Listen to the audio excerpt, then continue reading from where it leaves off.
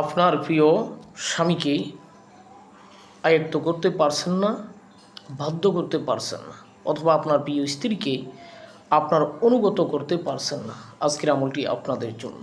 প্রিয় বন্ধুগণ, স্ত্রী নিয়ে সমস্যা রয়েছেন, স্বামী নিয়ে সমস্যা রয়েছে, এটার একমাত্র সমাধান হল কোরআনই আমল।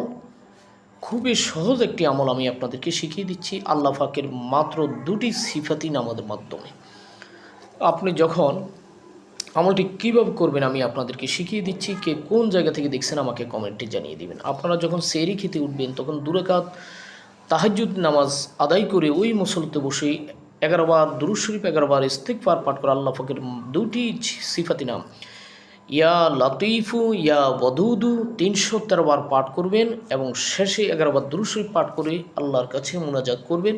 আপনার স্বামীর জন্য দোয়া করবেন, স্ত্রীর জন্য দোয়া করবেন।